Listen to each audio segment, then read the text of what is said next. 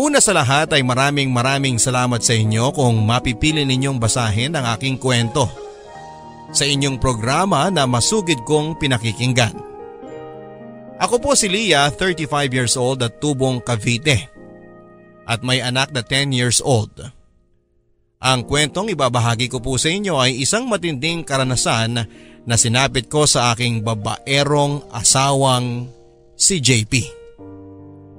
7 years na kaming kasal ni JP at bago kami nagpakasal ay 5 years kaming mag-boyfriend at GF. College sweethearts kami ni JP, Papa Dudut. At hindi naman sa pagmamayabang, Papa Dudut. Pero medyo kami ang it couple sa university namin noong nag-aaral pa lang kami. Ako kasi ang president ng dance club namin, samantalang si JP naman ay basketball varsity player. At dahil basketballista, matangkad, moreno at maganda ang katawan ni JP. Ang palayaw niya nga sa school namin ay Ding Dong dahil kahawig niya raw si Ding Dong Dantes. At dahil nga varsity na may itsura pa, lapitin talaga si JP ng mga babae at bading kahit noon pa. Ako rin naman, Papa Dudut. Kung tutuusin ay marami din akong mga suitors noon. Pero noong naging kami ni JP ay talagang naging loyal na ako sa kanya at wala na akong ine-entertain na iba pang lalaki kahit pa anong gwapo nito. Kahit pa anong talino at yaman. Pero itong si JP ay hindi lang magaling maglaro ng basketball. Magaling din siyang maglaro ng mga babae. Kaya maski ako ay hirap akong mahuli siya noon sa kanyang pambababae. At nalalaman ko lang ang mga ginagawa niya kapag nahuhuli ko na siya o may nagsusumbong sa akin. Sa totoo lang, Papa Dudut, ay hindi na nga sana ako magpapakasal sa kanya.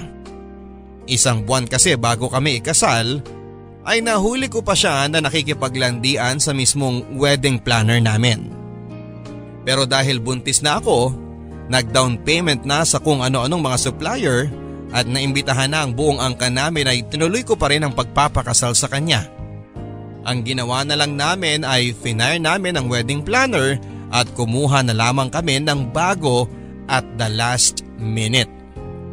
Marahil ay nagtataka kayo, Papa Dudut, kung bakit kahit na noon pa lamang ay niloloko na ako ni JP ay nagpapatawad at tinatanggap ko pa rin siya.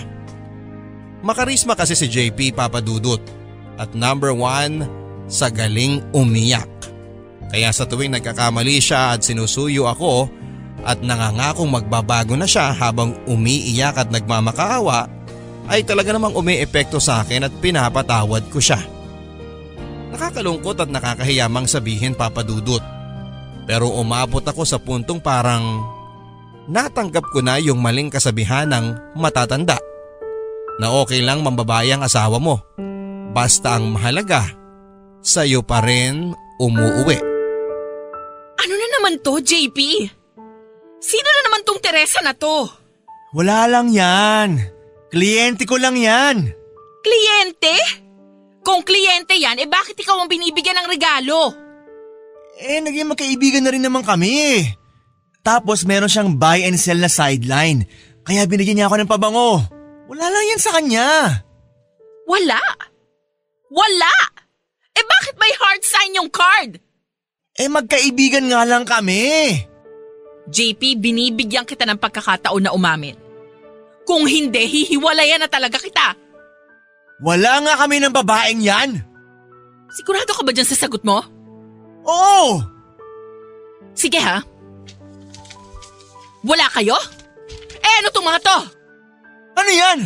Mga screenshot ng landian nyo sa Facebook! What? Saan ang galing yan? Akala mo uubra sa akin yung paglilimit mo sa mga nakikita ko sa post mo? At mga tinatag ka? Ha? Ibigay mo sa akin yan! Eto! Sige! Isaksak mo sa baga mo! Tingnan mo kung gaano kagarapal yung babae mo. Pinapangalandakan pa sa mga kaibigan niya na hihiwalayan mo na ako? Nakabuyang-yang pa yung mga mukha niyo na nagde-date. Sorry, Leah. Hindi!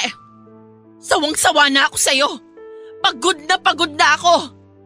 Kukuha ka na lang din kasi na magiging kabit, yung feeling influencer pa. #forever? Mag-hashtag forever kayo sa impyerno! Oo, ito! Kainin mo! Leah, please! Please, patawarin mo ako! Hindi! Ilang beses ko nang naririnig yan! Pero inuulit-ulit mo pa rin! 7 years old na tong anak mo hanggang ngayon! Hindi ka pa rin nagbabago! Leah, please. Hindi ko naman gusto yan eh. Ginagawa ko lang yun para sa inyo. Ano? Para sa amin? Buwang ka ba? Leah, oo, nagkamali ako. Mataas kasi ang posisyon niyan sa multinational company na pinapasukan niya. Kapag nakuha ko siya, sa akin na siya kukuha ng cellphone lines para sa mga empleyado nila. Ah, ganun. Eh di parang ibinibenta mo na yung sarili mo sa kanya. Nakakadiri ka! Ahalis na ako. Dadalhin ko na yung anak mo at kahit kailan, hindi mo na kami makikita. Leah, please! Itigil mo na yung ginagawa mo. Please, patawarin mo ako. Nagkamali ako. Bitiwan mo ako! Leah, please. Huwag mo akong iwan. Please, Leah. Mahal na mahal kita. Mahal na mahal ko kayo ng anak natin. Narinig ko na yan! Please, pagbigyan mo ako. Pangako, ito na ang pinakahuling beses na panghihinaan ako. Hindi ko na ito ulitin. Please, Leah, patawarin mo ako.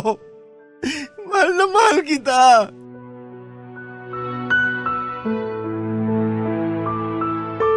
Itinuloy ko ang pag-alsa balutan noon, Papa Dudut.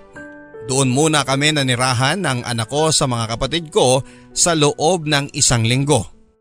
At dahil nga first time ko rin ginawa na tinutuo ko ang pag-alis ko, sa kabila ng mga pagmamakaawa na ginawa ni JP, ay naramdaman kong for the first time ay nagulantang talaga siya. Inaaraw-araw niya kaming pinupuntahan ng anak ko sa kapatid ko. Nagmamakaawa at umiiyak na patawarin ko na raw siya. At umabot na nga sa punto na kahit na galit na rin ang mga kapatid ko sa kanya, ay nauna pa silang naantig sa mga paandar ni JP kesa sa akin. Eventually ay bumigay na rin ako kay JP at pinatawad ko siya. At bumalik na rin kami ulit ng anak ko sa bahay namin. Sa pagkakataon na yon ay parang natauhan na nga ng kaunti si JP, Papa Dudut.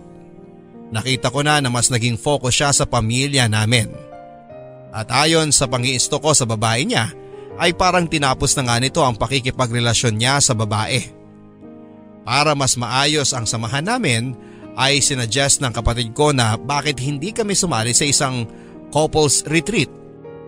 Holy Week kasi noon at nakita ng kapatid ko na merong isang church group na may gaganaping retreat sa Tagaytay. Noong una ay parang alangan pa si JP na sumama. Pero nakumbinsi ko rin siya na sumama kami dito. Naging enlightening naman ang retreat na sinalihan namin ni JP, Papa Dudut. Nakatulong na for 4 days and 3 nights ay nagkaroon kami ng time ni JP sa isa't isa nang malayo sa trabaho, sa anak namin at sa sibilisasyon. Maraming mga activities sa retreat at nakatulong din ang malaki ang mga group sessions and sharings kung saan ay narinig namin ni JP ang sitwasyon ng iba pang mga couples na kagaya namin ay may mga pinagdadaanan din sa kanilang pagsasama. Pag-uwi namin ni JP sa Maynila ay parang na-refresh muli ang aming samahan. Bukod pa kasi rito ay personally din ay nakatulong ang retreat para mapagmuni-munihan namin ang aming mga pansariling goals na labas sa roles namin bilang mga asawa. Pakiramdam ko noon ay parang eto na nga ang simula ng panibagong chapter sa aming samahan, Papa Dudut. At akala ko ay napagtagumpayan na nga ni JP ang sakit niya sa pambababae.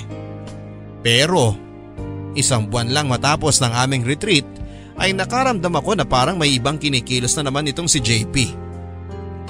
Ang una kong duda ay baka may babae na naman siya. Hindi ko kasi matiyak noong una dahil parang may kakaiba sa kilos niya. Hindi katulad ng dati na halos hindi ko ma-detect na may milagro siyang ginagawa. This time, may mga moments na nahuhuli ko siyang aligaga at balisa. At hindi nga nagtagal ay natuklasan ko, Papa Dudut, na meron naman pala itong ginagawang kabulastugan. Tingnan mo talaga tong JP na to, oh. Kakamadali na iwan yung cellphone. Saan ba yung nagre-ring na yon? Mr. Chen, sagutin ko ba? Baka importante ito eh. Tawagan ko ba? Pinako niya lock niya sa phone? Mr. Chen ulit. Babe! Nasaan ka na ba? Kanina pa ako dito! Malalobat na ako! Babe! Ma'am, wala po si sir dito. Katulong po ako. Naiwan niya yung cellphone niya sa bahay niya. Ha? Ano? Wrong number ata ako. Sorry!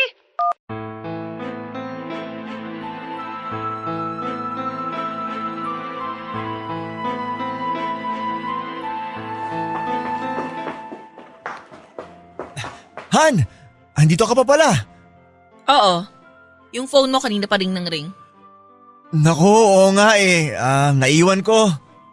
Kanina pa tawag ng tawag sa'yo si Mr. Chen. Ganun ba? Naku, oo nga eh. Kaya nga ako bumalik.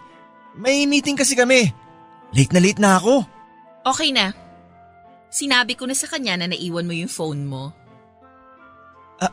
Ha? Sinagot ko tawag ni Mr. Chen. Sabi ko, naiwan mo yung phone mo dito sa bahay at pasensya na. Nakausap mo siya? Oo. Bakit parang na-shock ka? Wala. Bakit hindi mo siya tawagan ngayon? Para magkausap kayo. Etong phone mo. Sige, mamaya na. Hindi, dito na. Tawagan mo na ngayon. Baka nag-aalala na yon. Mukhang malaking kliyente pa naman. Okay. Hi, Mr. Chen. Yes, sorry. Malilate. Aray! Sinungaling! Wala ka namang tinatawagan Nakausap ko na yung Mr. Chen mo. Babae! Baka sekretary niya. Ang sabi, nasaan ka na daw, babe? Baka yung sekretary niya, na mali lang ang tawag. Yung sekretary niya? Ginagamit ang phone ni Mr. Chen? Hoy, Juan Paulo! Huling-huli ka na. Nagpupumilit ka pang magpalusot. Hayop ka talaga! Han, please! Huwag mo akong mahanhan! Paritreat-retreat pa tayo? Maski ang Diyos hindi tumatalab dyan sa pambababae mo! May sa demonyo ka na! Han, please! Pag-usapan natin to! Hindi! Tapos na tayo! Han, please! Sige na, aaminin ko na. Nagkamali na naman ako. Han, please, huwag mo akong iwan. Please! Tama na! Pagod na ako sa'yo! Leah, wait. Pakinggan mo muna ako. Charm. Charm ang pangalan niya. Leah, gusto ko nang kumawala sa kanya pero ayaw niya akong i-let go. Hindi ako maniniwala sa'yo. Han, please. This time, nagsasabi na talaga ako ng totoo. Natatakot ako sa kanya eh. Nagtathreaten siya magpapakamatay kung iiwan ko siya. Di wag mong iwan doon sa kanya. Han, please. Please, parang awa mo na. Huwag mo ko iwan. Ikaw ang mahal ko. Ayoko sa kanya. Mahal na mahal ko kayo ng anak natin. Katulad ng huli kong ginawa, Papa Dudut, ay nag-alsa balutan ako at tumira muna sa mga kapatid ko. Wala na nga sana talaga akong balak na makipagbalikan pa kay JP. Pero kita ko na this time, yung pagmamakaawa niya at pakikiusap na tanggapin ko siya ay may halo ng depresyon, takot at pagsisisi.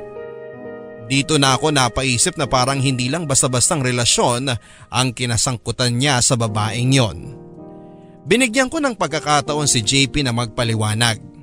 Isang araw nang nagpunta siya sa amin ay hinarang ko na siya at kinausap. At doon ko na nga nalaman ang nangyari sa kanila ng charm na yon.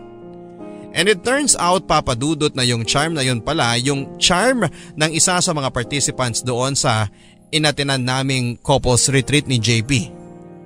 Doon pala sila nagkakilala. Pero nang pumunta yun doon ay kasama pa niya ang asawa niya. Ang ipinagtaka ko nga ay naaalala ko nang nag-sharing sila ng asawa niya. Ang nakuha ay ang lalaki ang gustong makipaghiwalay doon sa charm. Ramdam ko na wala ang loob ng lalaki na yon habang nasa retreat kami. At parang yung charm ang mas desidido pa na magkaayos sila. Kaya gulat na gulat ako nang sabihin ni JP na yon ang bago niyang kalaguyo.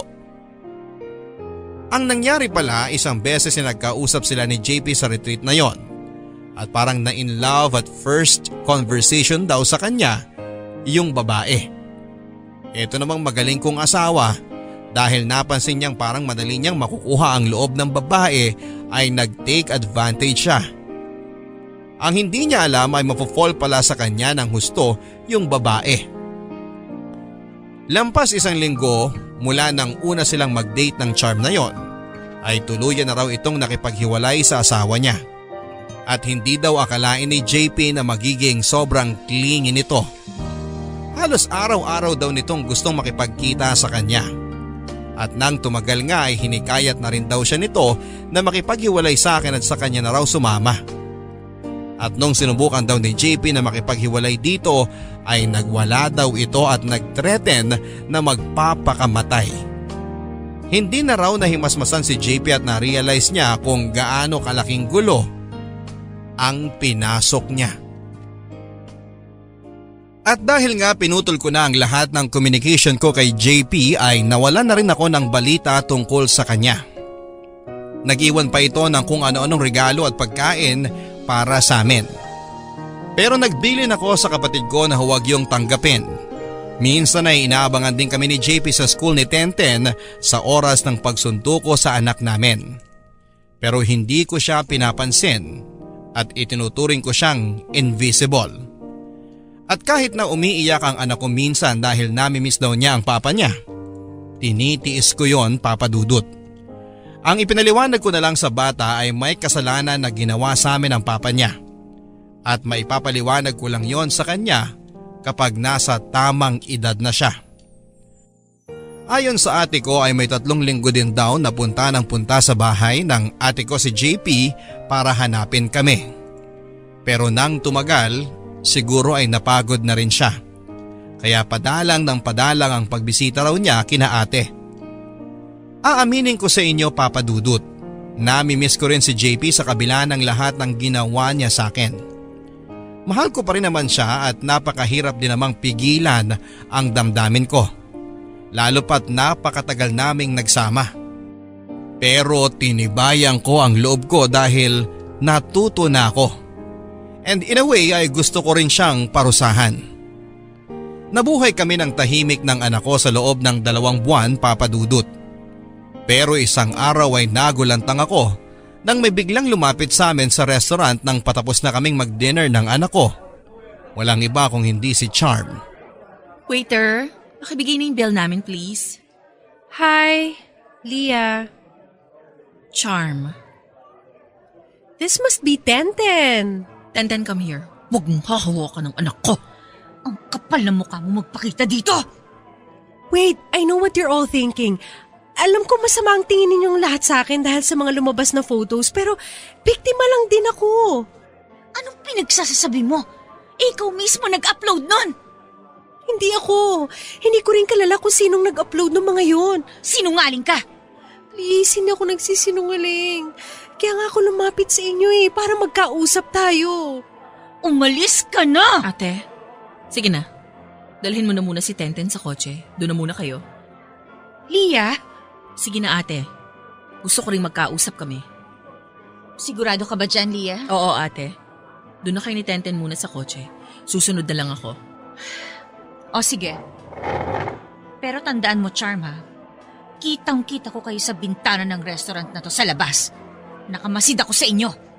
Huwag mong susubukang gumawa ng kahit na ano kung hindi pagsisisihan mo. Paano mo nalaman na nandito kami? Ini-stalk mo kami? No! No, hindi, Leah. Nagkataon lang na nakita kita dito. Ang alam ko baka ito yung only chance para makausap ka kaya nilakasan ko na yung loob ko. Kung may sasabihin ka, bilisan mo na. Leah, kagaya ng sinabi ko, hindi ako ang nag-upload ng mga pictures and videos na yon. Eh kung hindi ikaw, sino? Hindi ko rin alam, Leah. Hindi ako naniniwala. Niloloko mo ko. Ikaw ang nag-upload nun. Leah, paniwalaan mo ko. Alam ko mali yung ginawa namin ni JP. Nagkasala kami, pero tinapos na namin yun. Maski nga ako, nasira dahil sa mga pictures na yun. Wait, nasira? Ha? Huwag mong gamitin ang salitang yun, Charm. Dati ka nang sira. Ang kaibahan lang, ngayon, mas marami nang nakakaalam sa pagiging kabit mo. Pero ang hindi ko mapapatawad, yung pati kami. Ako, nasira ang reputasyon dahil sa kataksilan ninyo ni JP. Leah, please, patawarin mo na kami. Tinapos na namin yun. Kamusta na nga pala kayo ni JP?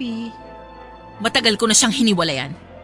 At sinabi ko nga sa kanya na iyong-iyo na siya at ayoko na sa kanya. Leah, hindi mo naman kailangan gawin yun. Wala akong pakialam. Pareho kayong makasalanan. Magsama kayo sa impyerno. So, hindi na kayo nagkabalikan ni JP? Teka, ano bang pakialam mo? Concerned lang ako, Leah. Tinapos na kasi namin yung sa amin at wala na rin akong balita sa kanya. Hindi niya na rin ako kinokontakt. Kaya sana magkabalikan na kayo. Don't patronize me, Charm. Iyong-iyo na yung si JP dahil basura siya at basurahan ka!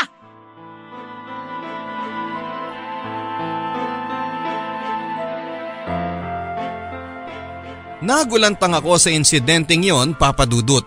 Siguradong sigurado kasi kami na si Charm ang kalaban namin. At siya ang nagbabanta sa kaligtasan namin ng anak ko. Pero nang nakausap ko nga si Charm, ay naisip kong baka tama nga ang sinasabi ng mga pulis. Baka nga hindi naman si Charm ang nag-upload ng mga skandal at baka may iba pang naging kabet o naatraso si JP na gumagawa sa amin ang lahat ng ito. At dahil nga sa mga nangyari ay natempt ako na makipag-usap muli kay JP upang ipaalam sa kanya ang bagong impormasyon at para makatulong na rin siya sa pagtukoy namin at pag-iimbestiga kung sino nga ba talaga ang gumugulo sa amin. Dumagdag ang paranoia ko dahil ngayon ay parang back to zero ang aming investigasyon. Hindi pala namin kilala ang nanggugulo sa amin. At aaminin ko sa inyo, Papa Dudut, sa puntong yon ay naisip ko nga rin na makipag-usap at makipag-coordinate muli kay Charm dahil baka siya naman pala ang may kaaway at may kagalit at nadamay lang kami dahil sa naging ugnayan nila ni JP. Naisip ko sa ugali niyang yon ay baka marami na rin siyang ibang pamilya na sinira bukod sa amin. Isang araw pagdating ko sa reception ay tinawag ako ng guard dahil may nag-iwan daw ng isang parcel nang wala kami sa unit. Bigla akong kinabahan dahil bukod sa mga kamag-anak ko ay walang nakakaalam ng bago naming tinitirhan. At dumoble ang aking takot nang nakita ko ang laman ng parcel. Mga pictures namin ng anak ko na lumalabas at pumapasok sa condominium building namin. Sa likod ng isa sa mga pictures ay may mensaheng nakalagay. Kung ayaw mong mabuhay kayo ng anak mo sa takot, mag-file ka na ng annulment kay JP at palayain mo na siya. Kahit na natakot ako sa pagbabantang yon, Papa Dudut, ay nanaig pa rin sa akin ang pagiging kabitenya ko. Dahil pinipressure ako ng kung sino mang taong yon na makipaghiwalay kay JP ay mas lalo akong nakaramdam na dapat ay hindi ko hiwalayan ang asawa ko. Hindi na ako magpapasailalim sa kung kani-kanino man. Ginawa ko ang pagpapasya at pag-a-adjust na yon sa lampas ng isang dekada kay JP. At ngayon ay natuto na akong ipaglaban ang sarili ko at ang anak ko. Dahil dito ay pinakonta kong muli si JP sa ate ko at nag-decide ako na kausapin siya. Upang matuldukan na namin sa lalo't madaling panahon kung sino man ang nagbablackmail sa amin ng anak ko. Maraming salamat, Leah, at nakipagkita ka uli sa akin. Kumusta na kayo ni Tenten? Miss na miss ko na kayo. Hindi ba sinabi sa'yo ni ate kung bakit kita ipinatawag? Ha? Hindi. May bago ulit kami nakuhang parcel sa bago naming tinitirhan. May nangi-stock uli sa amin at kinukunan kami ng pictures. Ano? Nakita mo na ang ginawa mo sa amin, JP? Pati kami ng anak mo na nananahimik, nadadamay sa karma mo. Lintik talaga yung charm na yan. Ayaw kong tantanan. Ipapapulis ko na siya. Hindi si Charm ang nang-blackmail sa amin. What? Paano mo nasabi? Dahil nagkausap kami. Pinuntahan niya kami sa restaurant ni Tenten. What? Pinuntahan kayo ni Charm? Oo. Anong ginawa niya? Anong sinabi niya? Ang sabi niya, hindi daw siya ang nag-upload ng mga pictures ninyo. Sabi niya, biktima lang siya. Binigay mo ba yung bagong address niyo sa kanya? No! Why would I do that? Leah, nasundan niya kayo. Baka nung galing kayo sa restaurant, sinundan niya kayo. What? JP, kung ang pakay lang ni Charm ay ipahamak at takutin kami, bakit pa siya nakipag-usap sa akin? Pwede niya namang gawin yon na hindi namin nalalaman bilang nandun na rin naman siya sa restaurant at nakita niya kaming kumakain. Hindi ko alam. Nalilito na rin ako. Meron pa ba siyang ibang sinabi? Ang sabi niya lang, tinapos niyo na raw ang relasyon ninyo.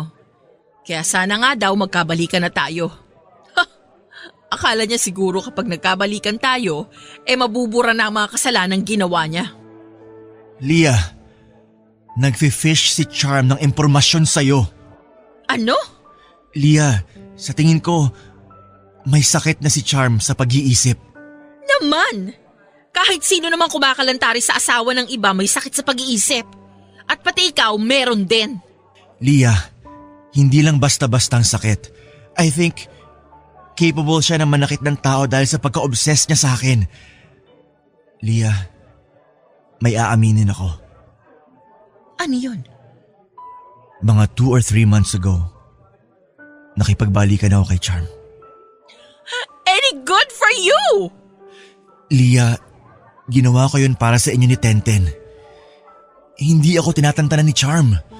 Sa phone, sa bahay, sa bago kong opisina, nagmamakaawa siya na magbalikan na kami. And the more na iniiwasan ko siya, mas lalo siyang nagiging bayolente.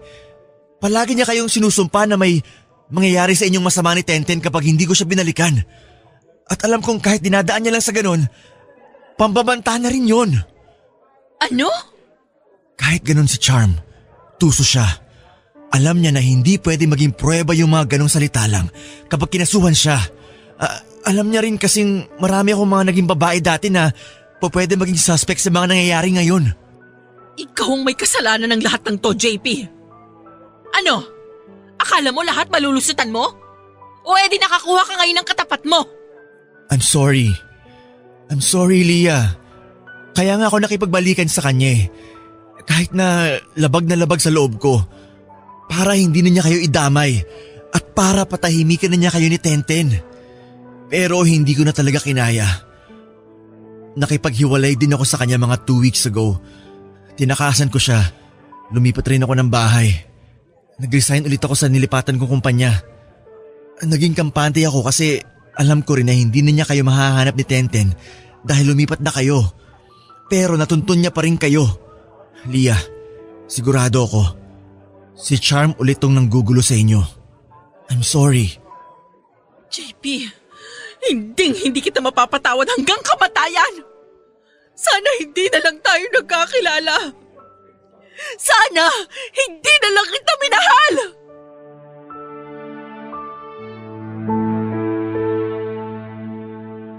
Hindi ko alam kung ano ang mararamdaman ko matapos ng pag-uusap naming iyon ni JP, Papa Dudut. Pagdating ko sa bahay ay humahagulhol ako ng humahagulhol at sa buong buhay ko ay noon lang ako nag-breakdown ng ganon kalala. Halo-halong galit kay JP, kay Charm at sa sarili ko ang naramdaman ko. And at the same time ay matinding sakit at lungkot din ang nararamdaman ko dahil finally Nag-sink in na sa akin na hindi ko talaga mapapatawad si JP. Our marriage has failed.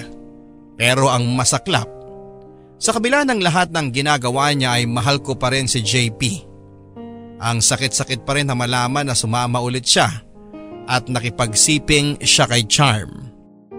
Yun ay kahit pa sinasabi niya na para sa kapakanan namin ng anak ko ang ginagawa niya. At dahil sa pag-uusap naming dingyo ni JP ay na-realize ko na baka nga si Charm talaga ang nanggugulo sa amin.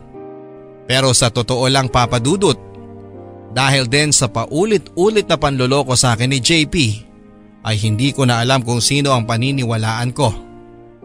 Ang gulo-gulo ng lahat.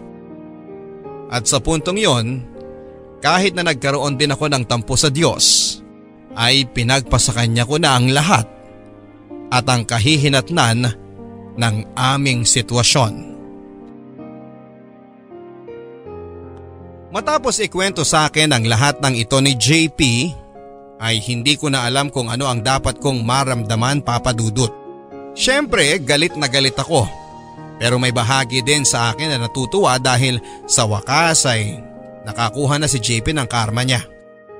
Pero may maliit na bahagi din sa akin ang napukaw matapos kong marinig kay JP na mahal pa rin niya ako. Maganda at mayaman yung Charm na yon Papa Dudut. Kaya pangit at tangamang pakinggan, pero may bahagi sa pride ko na nafa-flatter nang nalaman ko na kumpara sa babaeng yon at sa iba pang mga naging babae ni JP ay ako pa rin ang pipiliin niya. Na ako pa rin ang mahal niya. Ewan ko ba Papa Dudut? Pero noong mga panahon na yon Papa Dudut siguro ay masyado na ring mababa ang tingin ko sa sarili ko nang hindi ko napapansin. Na kahit ako ang asawa at may karapatan, pakiramdam ko ay palagi pa rin akong kailangan makipagkompetensya sa mga babae ni JP. At sa lahat ng mga magiging babae pa niya. In short ay binigyan ko ulit si JP ng pagkakataon. Pero this time may mga rules na akong sinet. Siyempre, una na dyan ay pakikipaghiwalay niya sa babaeng yon. At para masiguro kong gagawin niya yon ay dapat sa public place siya makipaghiwalay kung saan ay pwede akong magmasid sa kanila. Para mapatunayang gagawin niya talaga yon. At ikalawa, sa susunod na mahuli ko siyang muli na ng bababae ay magfa-file talaga ako ng annulment. Sinet namin sa isang malaki at mataong restaurant ang lugar kung saan ay makikipaghiwalay si JP kay Charm. At pumwesto ako sa lugar sa restaurant na makikita ko sila. Pero hindi ako makikita ng Charm. Matapos ang 30 minutos ay naramdaman ko na nakipaghiwalay na nga si JP doon sa babae. Dahil nagsimula na itong magsisigaw at magwala. At kung hindi pa ito inawat ng guard at ng mga waiters ay hindi ito aalis. Ang huling sinigaw ng babae bago umalis ay walang ibang pwedeng makinabang sa iyo JP. Ako lang. Kahit na nagtitimpi na rin ako na puntahan at awayan ng babae na yon, sa puntong yon ay nakaramdam ako ng kakaibang takot. Naramdaman ko na parang may mali na sa pag-iisip ng babaeng ito. At ilang araw lang matapos ang insidenteng yon, ay nalaman ko na nga na totoo ang kutob ko. May malaking pinasabog si Charm sa aming lahat.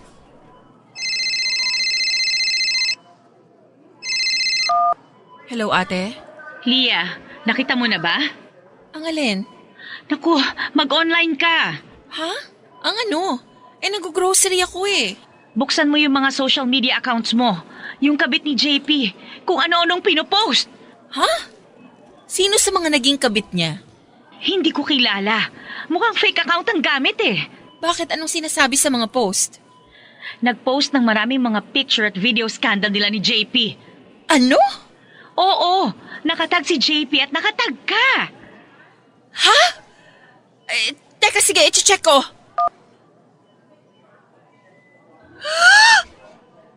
Ano to? Shucks, umabot pa kina Papa sa Canada. Hello? Pa? Lia, nakita mo na ba yung ginawa ng kabit ng asawa mo? Pa, oo nga po eh. Ngayon ko lang nakita. Ano ba naman yan, Leah? Akala namin tumino na yung asawa mo. Magpasalamat siya at wala ako sa Maynila. Kundi pinadampot ko na yan. Oo nga po pa eh. Akala ko rin nagbago na si JP. Ang mama mo nagpanic attack. Yung mga pamangkin mo mga bata, nakita na rin yata ang mga picture at video. Makipaghiwalay ka na dyan. Yun lang ang sasabihin ko sa'yo. Diyos ko. Ano ba naman to?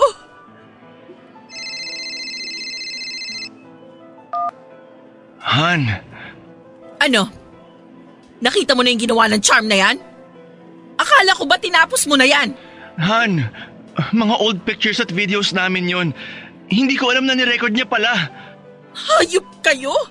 Umabot pa kina Papa sa Canada? Nakita na ng lahat ng kamag-anak at mga kaibigan natin. Tignan mo tong kahihiyan na pinasok mo. Maski nga dito sa office, kumalat na rin. Han, baka masisanti ako dahil dito. Dapat lang! Han, aayusin ko to. Aayusin? Paano mo to aayusin? Kalat na. Photoshop! Ang sasabihin natin, Photoshop lang yun. Wala akong pakialam. Demonyo ka? Ang pinakamalaki kong pagkakamali. Dapat noon pa lang nakipaghiwalay na ako sa'yo!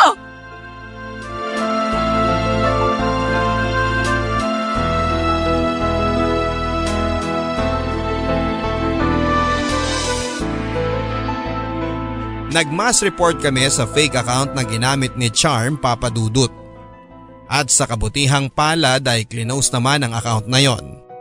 Pero kahit na ganoon pa man ay nasira na kami ng husto sa mga kamag-anak at kakilala namin.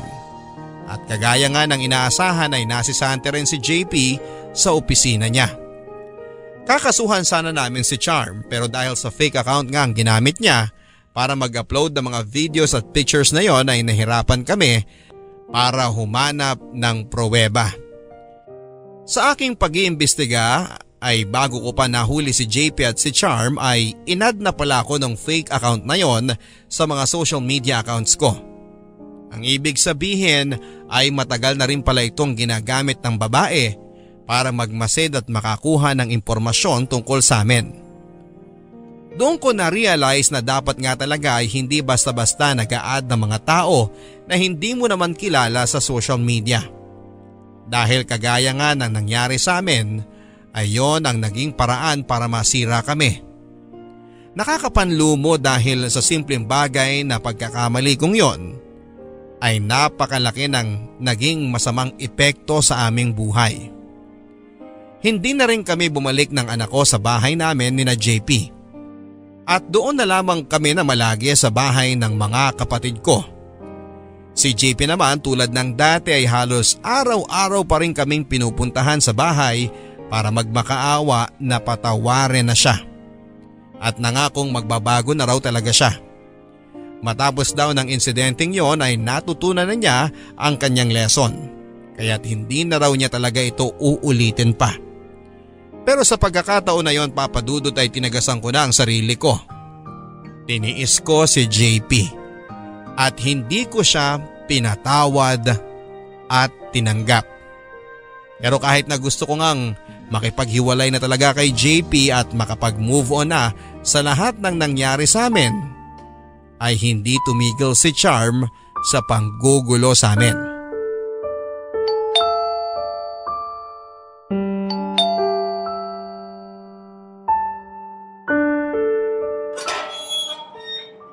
Ano yun? Delivery po para kay Miss Leah. Delivery para sa akin? Hindi ko kilala tong pangalan na nagpadala na to. Pakipirmahan na lang po dito, ma'am. Sige. Salamat po.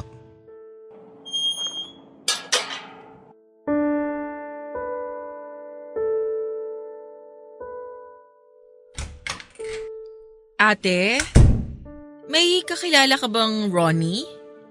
Wala, bakit? May nagpadala kasi sa akin itong parcel eh. Hindi ko naman kilala. Shucks, nakakatakot yan ha. Pero baka naman kung ano lang yan. Buksan ko ba? Sige, hindi naman siguro bomba yan dahil sa envelope lang nakalagay. Sige na nga, buksan ko na. O bakit? Ano ba yan? Sino itong nagpadala na to? At saan niya nakuha yung mga pictures namin? Lia, ano yan? Mga kuha sa'yo kapag sinusundo mo sa school si Tenten? Hindi lang yun, ate. Ito pa mga pictures namin sa mall, sa children's party, sa simbahan. My gosh, Lia! May stalker kayo! Si Charm to. May sulat. Pakawalan mo na ang asawa mo para sa kapakanan mo at ng anak mo. Nagmamahalan kami ni JP. Isumbong mo sa pulis! Leche talaga yung JP na yan. Kahit nahiwalay na kami, ayaw kaming tantanan ng Charm na yan.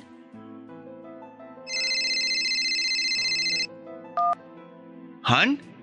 Lia, mabuti naman at… Yang kabit mo! Hanggang ngayon ayaw kaming tantanan! Ngayon nagpapadala pa ng mga pictures namin ng anak mo. Pinagbabantaan kami na kung ayaw ko raw na may mangyari sa amin, pakawalan na kita! Ano? Sumama ka na dyan sa babae mo, patahimikin niyo na kami! Never! Hindi! Hindi ko yun gagawin!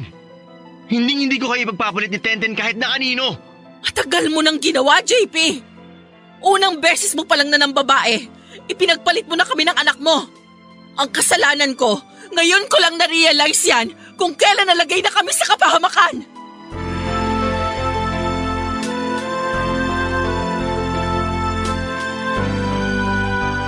Nireport namin sa pulis ang nangyari sa amin, Papa Dudut.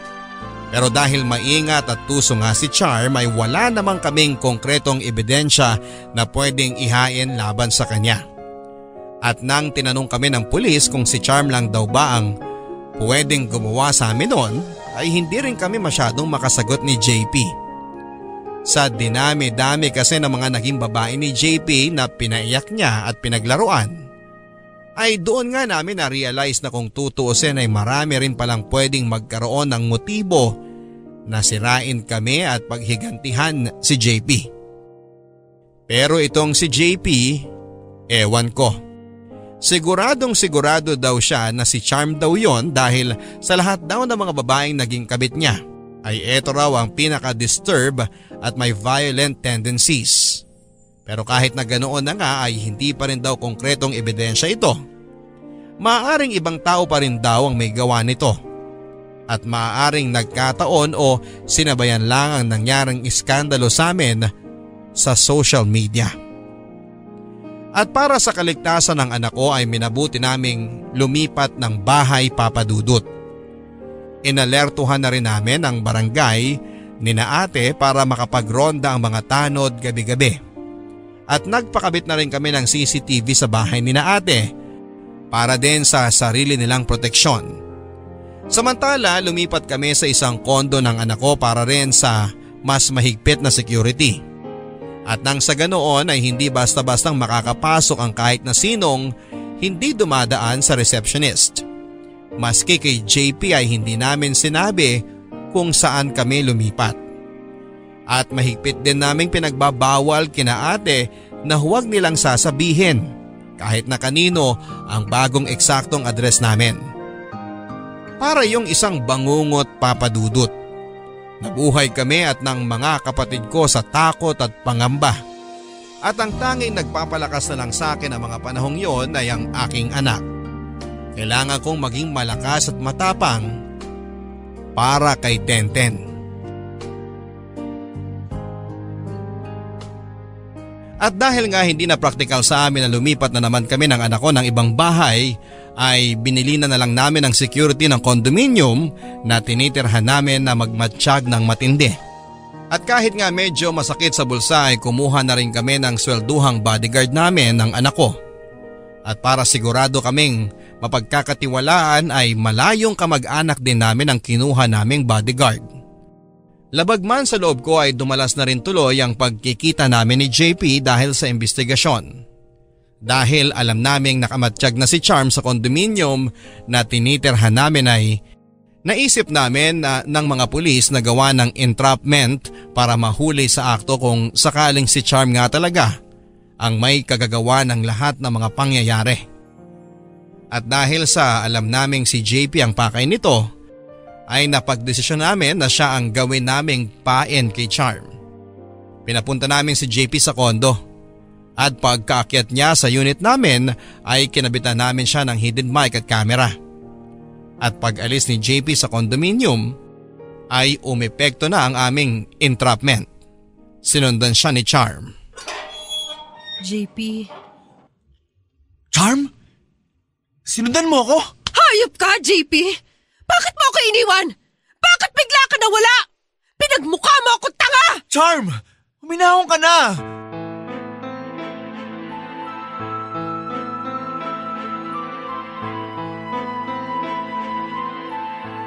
Anong akala mo sa akin?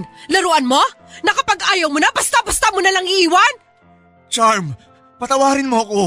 Nagkamali ako. May asawa akong tao at may asawa ka rin. Nagkamali tayo. JP, kahit naman may mga asawa tayo nagmamahalan, di ba? Walang mali sa ginawa natin. Nagmamahalan tayo. Charm, si Leah ang mahal ko. I'm sorry. Hindi ako naniniwala. Ako ang mahal mo. Sinasabi mo lang yan dahil kasal kayo, dahil nagigilty ka. JP, please, huwag mo panlabanan ng nararamdaman mo. Alam ko mahal mo rin ako. Walang masama sa nararamdaman natin. Charm, tama na. Hindi kita mahal. Mahal ko ang asawa ko. Kalokohan! JP, kung mahal mo talaga ang asawa mo, bakit mo siya paulit-ulit na niloloko? Bakit ilang beses ka ng babae? Ibig sabihin, hindi ka masaya sa kanya. Nagkamali ako, Charm. Pinagsisisihan ko ng lahat ng nagawa ko. JP, makinig ka sa akin, okay? Hindi mo mahal si Leah. Bakit nung tayong magkasama, ang saya-saya natin? Diba, halos araw-araw nagtatagpo tayo, sabik na sabik tayo sa isa't isa? Charm, bitiwan mo ako!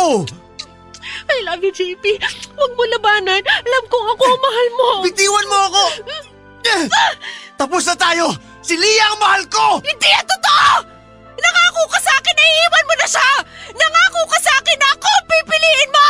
Na makikipag-anal ka sa kanya at ako ang pakakasalan mo! Nagsinungaling ako sa'yo! Sinabi ko lang yun para tantanan mo na si Leah at ang anak ko! Nangya ka, JP! Hindi ako papayag na bumalik ka sa kanya! Ako ang mahal mo! Charm, tama na! Layuan mo na ako! Patahimikan mo na kami ng pamilya ko! Itigil mo na ang panggugulo at pananakot sa kanila! Hindi ako titigil! Kahit saan pa kayo magtago, hahanapin ko kayo! Hindi ko kayo patatahimikin! Tama na, Charm! Tama na! Manda kayo! Maghihiganti ako! Kung hindi mo rin lang naman ako pipiliin, magpaalam ka na sa mag-ina mo! Huwag mong sasaktan ng mag-ina ko! Ipapapulis kita! Ha? Akala mo matatakot mo ako? Wala akong pakialam kahit na makulong pa ako! Maghihiganti ako! Magunahan na lang tayo sa impyerno! Itago mo yung mag-ina mo! Tulungan niyo ako! Miss, sumama kayo sa amin. Ha? Bakit may polis dito? Malunggiyak ka talaga, JP! Tandaan mo, pagbabayaran mo to! Miss, ibaba mo yung kutsilyo! Huwag kayong lalapit! Kundi tataro ko to sa leg ni JP! Ma'am, pag-usapan natin ito! Hindi! Papatayin ko siya! Kahit patayin mo ako ngayon, handa ako mamatay para sa pamilya ko! Malunggiyak ka! Sige, ako na lang ang magpapakamatay! Ma'am, huwag mong gagawin yan! Dali! Isugod sa ospital!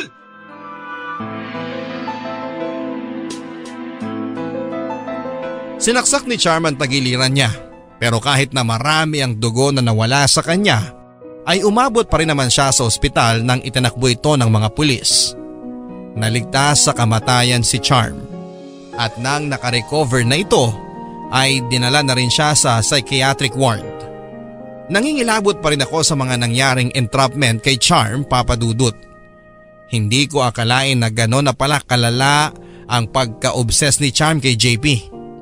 Nahumantong na siya na kaya na niyang makapatay ng ibang tao, pati na rin ang sarili niya.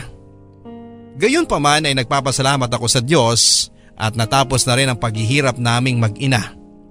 Nahuli na si Charm at sa ngayon ay ligtas na kami sa kapahamakan. Ilang linggo matapos ang insidenteng yon ay unti-unti na rin kumalma ang puso ko, Papa Dudut. Yung galit at takot kay Charm dati ay parang napalitan ng awa para sa kanya. Lalo pa nang nalaman kong lumala daw ang sakit nito sa pag-iisip. Gayunpaman ay nag-decide ako na mas makakabuti at makakasiguro ako sa kaligtasan naming mag-iina kapag nag-migrate kami sa Canada. At kahit din natuldukan na ang madilim na pangyayaring yon sa aming buhay mag-asawa, ay minabuti ko rin na hindi makipag-reconcile kay JP, Papa Dudut. Ang sabi ko sa kanya ay kailangan ko ng space para makapag-isip at makapag-decide kung tatanggapin ko ulit siya. Pero nang nag-decide ako na lilipat na kami sa Canada ni Tenten ay kinausap ko ng maayos si JP. Kahit naman kasi papaano, siya pa rin ang ama ng anak ko. JP, kaya ako nakipagkita sa'yo kasi may sasabihin akong mahalaga. Ano yun, Leah? JP, nagdesisyon na ako na mas makakabuti kung mag-migrate na kami ni Tenten sa Canada. Ha? JP, hindi biro yung nangyari sa atin. Nalagay kami sa kapahamakan. At alam kong galing sa may kayang pamilya si Charm. Maaari ngayon ligtas kami. Pero natatakot ako na balang araw balikan niya kami. Naiintindihan ko. Pero Leah, paano tayo? I'm sorry, JP. Pero sa ngayon, hindi ko pa kayang patawarin ka. Leah, please. Mahal na mahal ko kayo ni Tenten. Nagsisisi na ako. Nakita mo naman, ibinuwis ko na nga ang buhay ko para sa inyo. Alam ko. Salamat. Pero JP, sana ma-realize mo rin na hindi naman tayo dapat humantong sa ganito eh. Kung naging mabuti at tapat na asawa ka lang. At kung noon pa, hindi ko na kinunsinti ang pambababae mo. Leah, patawarin mo ako. Alam ko na ng babae ako dati pero natuto na ako. Hindi ko na yun uulitin. Matapos na nangyari sa atin, hindi ko na rin kayang mambabae ulit.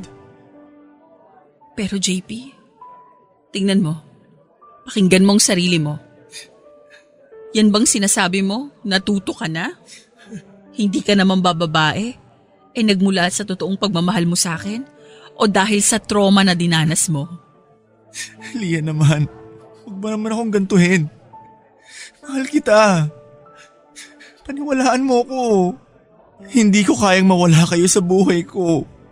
Alam mo, JP, naaalala ko pa rin yung narinig ko na sinabi ni Charm dun sa entrapment eh. Kung mahal mo talaga ako, bakit paulit-ulit mo nga akong niloloko? Bakit never akong naging sapat sa iyo? Dahil tanga ako. Hindi ko na-realize dati na nasa akin na pala ang lahat. At dahil sa kababahon ko, kahit na may asawa at pamilyado na ako, kailangan ko pa rin maramdaman na may nakakagusto pa rin sa akin mga babae. Naging tanga at makasarili ako, Leah. Patawarin mo ko. Yung pagpapatawad, siguro balang araw magagawa ko rin, JP. Pero yung tanggapin kang muli bilang bahagi ng buhay ko, namin ng anak mo, parang huli na. Leah, please. Huwag mo namang sabihin yan. Leah, maghihintay ako. Kahit gaano pa katagal, papatunayan ko na nagbago na ako. Papatunayan ko sa inyo ni Tenten na mabuting asawa at ama na ako. Na mabuting tao na ako. JP, sinasabi mo lang yan ngayon. Leah, pinapangako ko. Maghihintay ako. Paano kung nakapagdesisyon na ako? Paano kung hindi na kita tanggapin pa kailanman? Then I probably deserve it. Leah, mahal ko kayo. Sige, kahit di na kayo bumalik, kahit di na tayo magkaayos, lagi mo tatandaan na nandito lang ako. Umaasa. JP, huwag mo na akong pahirapan. Sige, alis na ako. Leah, please. Please, wag muna. 15 minutes. 10 minutes. Sige, kahit na 5 minutes lang. Dito ka muna. Stay with me. Hawakan mo tong kamay ko. Please. Thank you. Thank you, Leah. Hayaan mo muna ako na maalala ko itong mga huling minuto nating ito. Ang pakiramdam ng kamay mo na nakahawak sa kamay ko. Dahil baka ito na ang huling sandali na magagawa ko to.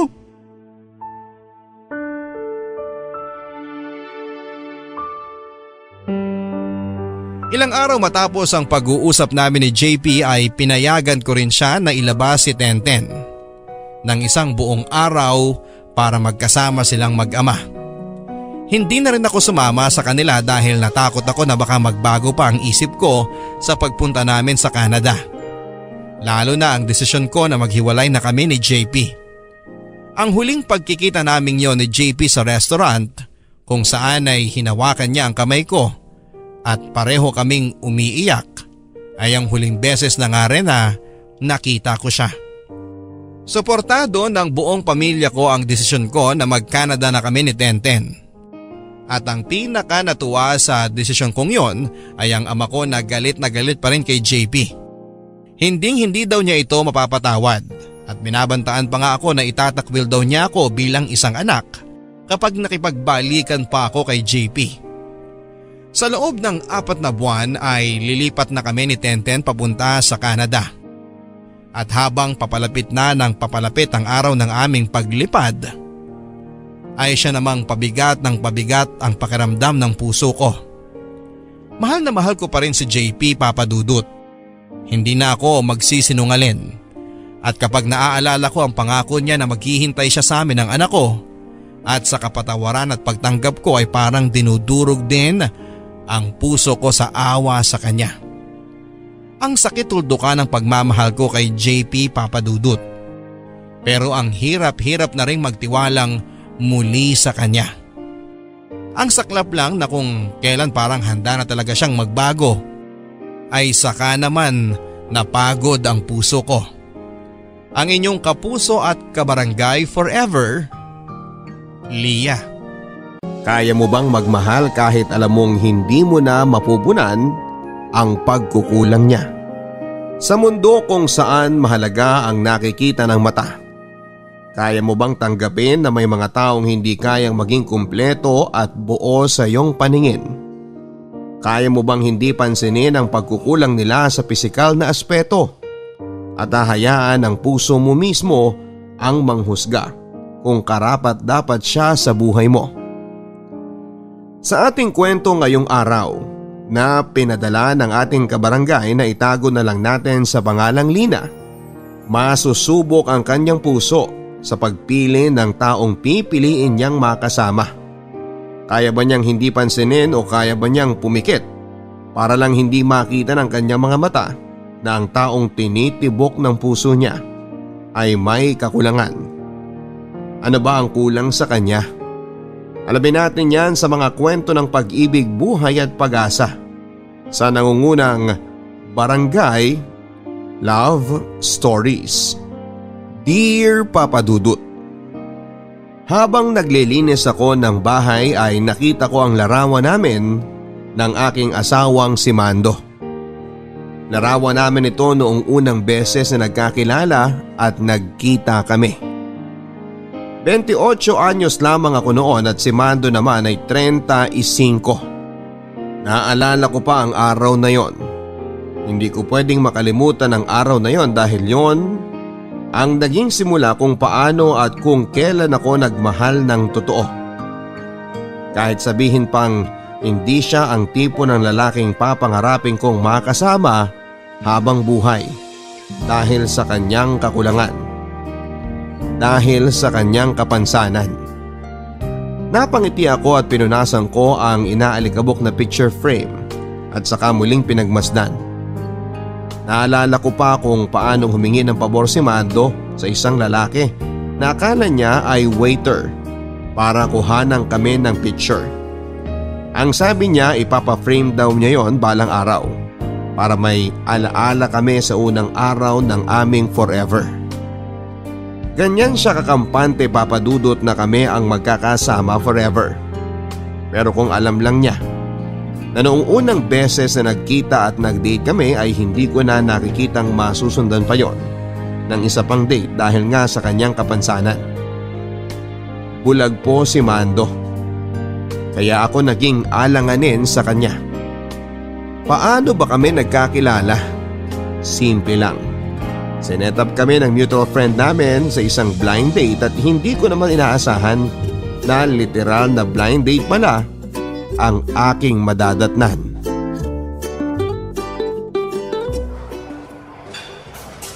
Kanina ka pa walang imik dyan ah. May problema ba? Wala naman. Mukhang matamlay ka rin eh. Siguro dahil yan sa tinapay na nakain mo kanina. Ano bang tawag doon? Yung may kaalatan? Yung Garlic bread. Ayun. Mantakin mong pwede palang bawang sa tinapay. Sa pag-order pa lang ng garlic bread na yan, mapapatunayan kung sino yung totoong tao at kung sino yung aswang.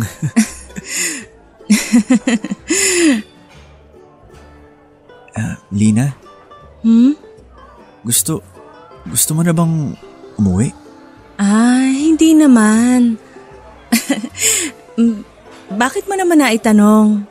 Kasi parang di ka naman interesado na kausap ako. Hindi naman. Dahil ba sa kapansanan ko? Hindi naman. Medyo sumama nga lang talaga yung tiyan ko sa kinain kong garlic bread. Naiintindihan naman kita kung sakaling tatapusin mo na ang date na to. Kung di ka naman komportable at masaya. Okay nga lang ako, wag mo na akong intindihin. Yung garlic… Alam kong dahil sa pagiging bulag ko yan, Lina. Oo, di ako makakita. Pero nakakaramdam ako. Sa hawak pa lang ng kamay mo kanina at sa tono ng iyong pananalita, alam kong dahil yun sa kapansanan ko. Pasensya na, Mando. Hindi ko lang kasi inaasahan na… Na ganito ang aabutan mo sa unang blind date mo? Sabi ko naman kay Luisa sabihin na sa iyo ang totoo. Pero mapilit siya na wag muna. Ayan, nabigla ka tuloy. Sorry, Mando. Naku, kanina ka pa humihingi ng pasensya dyan. Tigilan mo nga yan. Nakakahiya na masyado akong naging mapanghusga unang beses pa lang nating nagkikita. Sus, hindi lang ikaw ang unang beses na nakadate ko na nagulat sa kalagayan ko. Naiintindihan ko kayo. Totoo. Sino ba naman kasi ang gustong may makadate na katulad ko na magpapatulong pa kung saan at alin ang kutsara at tinidor? Nakokonsensya naman ako. Bakit ka naman makokonsensya? Ikaw ba ang bumulag sa akin para makaramdam ka ng ganyan? Hindi naman yun. Basta alam mo naman kung bakit, di ba? Lina, hayaan mo na. Pwede bang makiusap sa'yo? Ano yun? Tapusin na lang natin ang masayang date na to. Para naman may pakonsuelo ko pa uwi. Magkwentuhan tayo. Kahit bilang bago magkaibigan lang. Sige. Kami ang huling umalis sa resto na yon, Papa Dudut. Masaya palang kausap si Mando. Marami itong alam. Matalino itong tao kaya naman nahuli niya ang loob ko. Napa-order kami ng napa-order dahil halos hindi na matapos ang aming usapan. Marami itong baong kwento at biro kaya naman hindi na namin namalayan pa ang oras. Kung hindi kami nilapitan ng waiter ay hindi namin malalaman, Papa Dudut, na oras na pala para umuwi. Habang papalabas ay inalalayan ko ito sa paglalakad pero sabi niya ay huwag ko na raw gawin yon dahil sanay na siya. Kaya niya daw kahit na hindi siya nakakakita. Paningin lang daw ang nawala sa kanya pero buo pa rin ang ibang kakayahan niya. Nabilib naman ako sa kanya dahil positibo pa rin ito kahit nawala sa kanya ang isa sa mga pinaka-importanteng parte ng katawan ng tao. Hinatid pa ako nito sa bahay kahit na ilang ulit kong sinabi sa kanya na hindi na kailangan pero mapilit po siya kaya wala rin akong nagawa. Saka natuwa akong kasama siya at nabitin ako sa mga kwento niya kaya naman pinagpatuloy namin yon habang naglalakad. Nakiusap nga ito sa akin na kung pwede raw ay lakarin namin papunta sa aming bahay para matansya niya kung paano makapunta kung sakaling papayag ako na makapag second date kami. Hindi agad ako makaimik sa pasimple nitong pag-aalok ng pangalawang date dahil hindi pa ako sigurado kung gusto ko, Papa Dudut. Magpapakatotoo ako sa inyo. Issue pa rin sa akin kasi ang kanyang kapansanan. Kaya naman kahit masaya siyang kausap ay naging alanganin pa rin ako. Masisisi niyo ba ako? Sinasabi ko lang naman ang nararamdaman ko. Nang makarating kami sa bahay ay hindi pa ako pumasok noon sa loob. Humingi lang ng ilang minuto si Mando para magpahinga dahil sa pagod sa paglalakad. Pero ang totoo, humingi ito ng ilang minuto para makumbinsi ako para pumayag na i-date siya sa pangalawang pagkakataon. Naupo kami sa gilid ng kalsada. Panay ang lingon ko noon sa bahay sa takot na baka magising si nanay at makita kami. Ayokong madatnan niyang kasama ko si Mando dahil alam ko na ang kanyang sasabihin. Ang paglingon-lingon kong yon at ang pagkabahala ko pala ay nahalata din ni Mando. Ang lakas talaga ng pakiramdam nito. Ganon daw kasi kapag bulag, Papa Dudut. Nawalan man daw sila ng kakayahan para makakita, pero mas pinapalakas pa ang kakayahan nila sa ibang bagay. Tulad na lamang ng kanilang abilidad para makaramdam.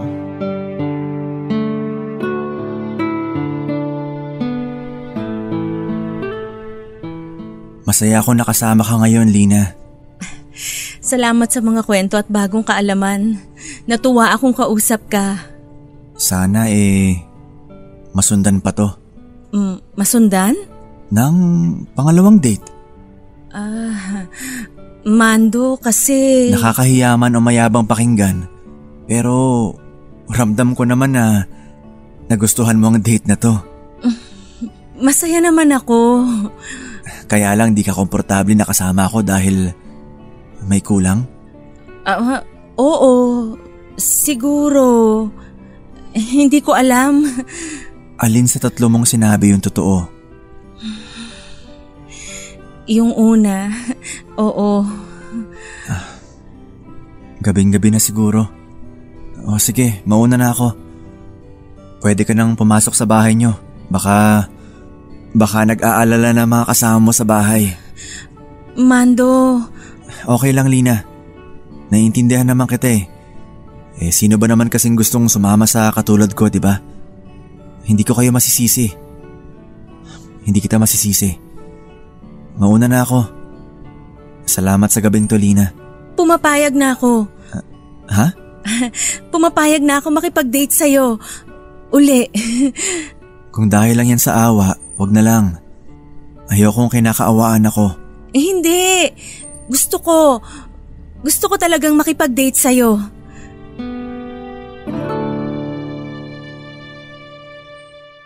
Nagsinungaling ako, Papa Dudut. Awa ang totoong naramdaman ko, kaya ako pumayag lumabas muli kasama si Mando. Pero sana ay hindi niya maramdaman na iyon ang dahilan. Nakita ko kung gaano siya kasaya na napagbigyan siya. Nagtanong pa ito kung kailan, saan at kung sa tingin ko ay magkano ang dapat niyang dalhin pera para makadiskarte na siya ng pagkakakitaan. Walang permanenteng trabaho si Mando at pa-sideline lamang ito sa kung saan-saan tulad ng pagmamasahe at paglilinis ng mga kanal sa barangay. Marami pang iba pero ito lang ang madalas niyang ginagawa mula noong nawalan ito ng trabaho sa isang factory kung saan siya nabulag. Sa pagpapatuloy natin, gusto kong sabayan niyo rin ako na kilalanin pa siya dahil sa dulo ng kwentong ito, sasabihin ko sa inyo na na-inlove ako sa katulad niya. Galing pang Sorsogon si Mando at nagtatrabaho sa Manila sa edad na 21. Kasama ang kanyang nakakatandang kapatid na babae ay nakipagsapalaran silang pareho sa Maynila. Ang ate niya ay naging isang lady guard samantalang siya naman ay nakapasok bilang isang factory worker. Tumira sila sa kanilang tiyahin kapalit ng tulong sa upa at ibang bayarin. Ayos naman noong nagsisimula pa lamang sila. Kahit papaano ay nakapagtatabi silang magkapatid ng pera para maipadala sa kanilang pamilya sa probinsya. Balak nilang pareho na kapag sapat na ang ipon ay uuwi na sila ng Sorsogon para doon ay magsimula ng isang negosyo. Balak nilang bumili ng 2 tricycle at magsimula ng isang sari-sari store. Ang dami nilang planong magkapatid noon. Wala nga lang silang balak mag-asawang pareho dahil priority nila ang kanilang pamilya sa probinsya. Nagsikap silang pareho sa kani-kanilang trabaho. Pero may mga pagsubok talagang darating sa buhay mo. At hindi mo alam kung para ba ito patatagin o para pasukuin ka lalo. Sa 3 taon ni Mando sa kanyang trabaho sa pabrika ay naaksidente ito. Nadali ang kanyang mga mata ng kemikal na aksidenteng sumaboy sa mga ito na naging dahilan para mawalan siya ng paningin. Sinagot naman ng pabrika ang pagpapa-ospital nito at nagbigay ng maliit na halaga kapalit ng hindi nito pagdedemanda. Tinanggap ito ni Mando dahil sa kakulangan ng kaalaman tungkol sa kanyang mga karapatan bilang manggagawa.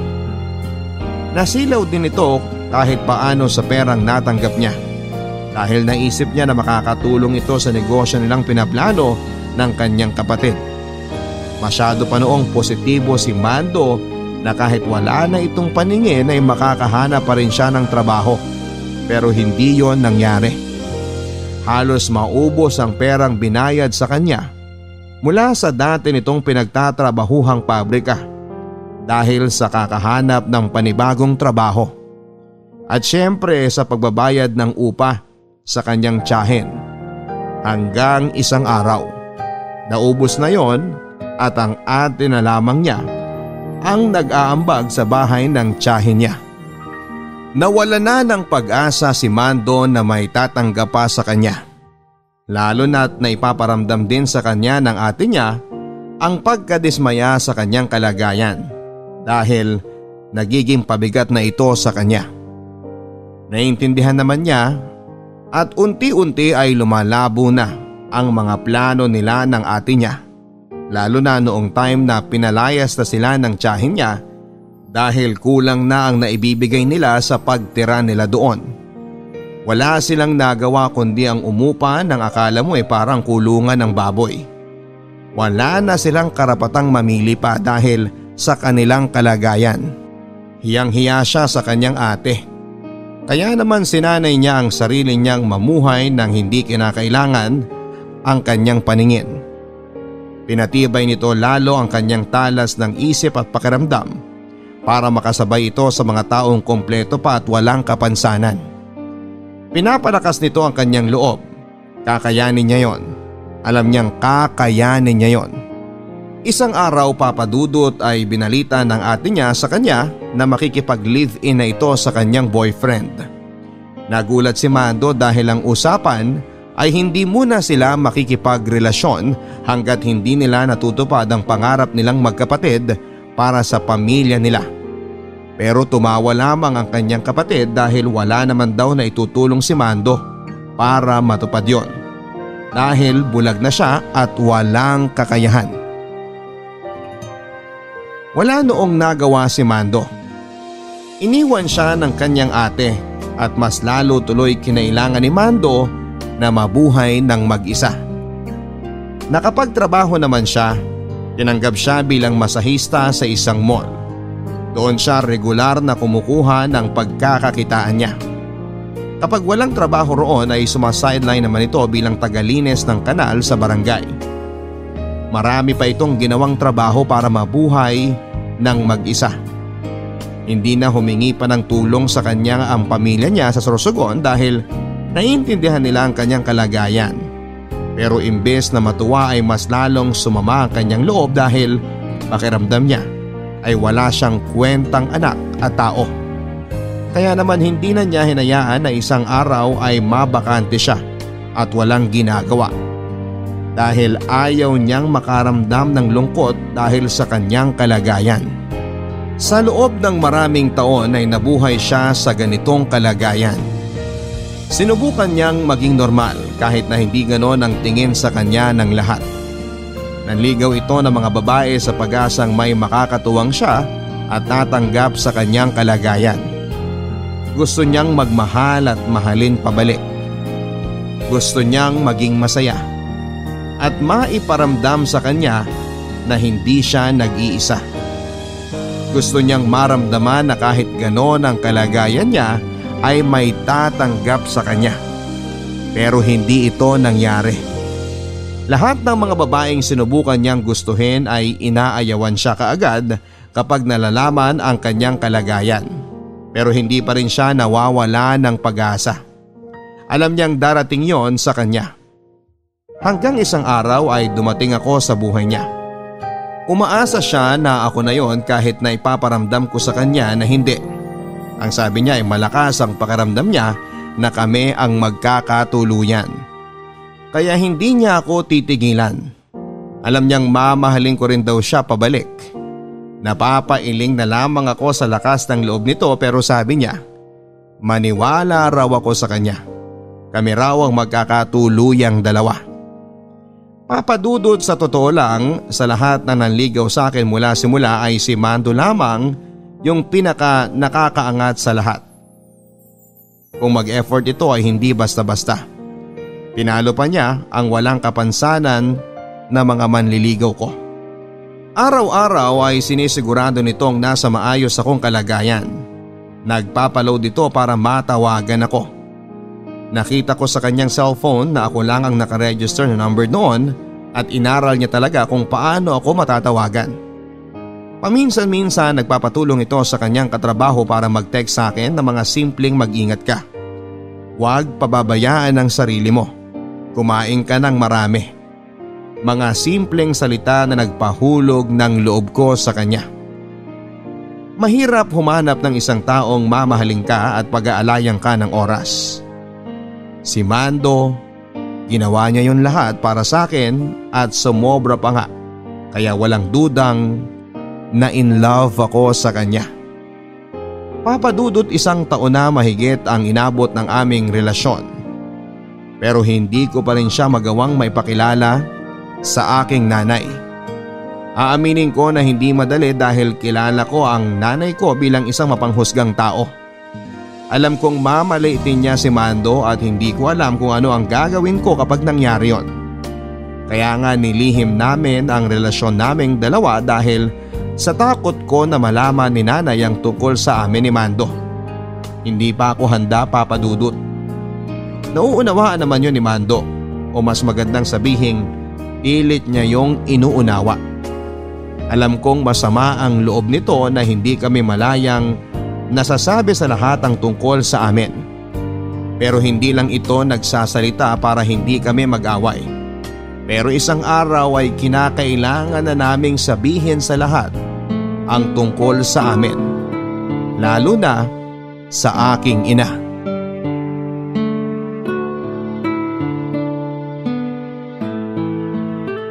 Sabihin na natin. Pero paano? Pupunta tayo sa bahay niyo. Ako mismo kakausap sa nanay mo. Di mo kasi naiintindihan eh. Naiintindihan ko, Lina. Alam ko kung anong kalagayan ko. Alam kong hindi ako madaling tanggapin pero susubukan ko. Di mo kasi kilala ang nanay ko eh. Yung iba ko ngang manliligaw na… Na walang kapansanan? Ayoko lang na sumama ang loob mo kapag nakausap mo na ang nanay ko. Matalas ang dila nun. Handa akong ilaga ng dila na yun kung kakailanganin. Mando. Gusto ko na rin siya makilala. Gusto kong ipakita sa kanya na mahal kita, naalagaan kita. Di kita papabayaan. Mamahalin kita araw-araw. Di sapat yan sa kanya at alam mo yan. Hindi natin malalaman hanggat di natin susubukan. Kahit na di natin subukan, alam ko nang mangyayari. Eh anong gusto mo? Ilihim na lang natin to hanggang sa makapanganak ka na? Eh, Mando. Malalaman at malalaman din niya na buntis ka na. At alam mo magtatanong siya, bakit hindi pa natin sabihin ngayon habang dugo pa lang yung nasa tiyan mo? Bahala na. Bahala na. Yon ang sagot ko kay Mando. Isang oo yon pero punong-puno ng takot. Isang araw ng Lunes ay sinama ko si Mando sa bahay para opisyal nang ipakilala sa aking nanay at tulad nga ng inaasahan ay hindi siya tanggap ni nanay. Kung nakikita lamang ni Mando ang itsura ng nanay ko na pangiwi-ngiwi habang pinagmamasdan si Mando. Kung makikita lang ni Mando ang pagkasulasok sa mukha ni nanay habang nilalatag nito ang mga pangako niyang pag-aalaga sa akin at sa aming magiging anak. Alam kong naramdaman ni Mando ang tensyon sa aming tatlo habang magkakaharap. Pero hindi nawala ng loob si Mando para sabihin ang totoong intensyon niya sa akin. Salita nga noon ang salita si Mando pero hindi umiimik si nanay. At panay lamang ang pagbuntong hininga nito ng pasadya. Hanggang sa ako na rin mismo ang nagudyat kay Mando na itigil na ang kanyang pagkukumbinse sa aking nanay dahil wala rin itong magagawa. Talagang ayaw sa kanya ni nanay. Nagpaalam na noon si Mando, may paggalang pa rin kahit may pagkabastos ang pagtanggap ni nanay sa kanya. Hinatid ko na lamang sa labasan si Mando at nang makalayo na siya ay pumasok na ako sa loob ng bahay para harapin si nanay. At tulad nga ng inaasahan, sa akin niya binunton lahat ng inis nito kay Mando.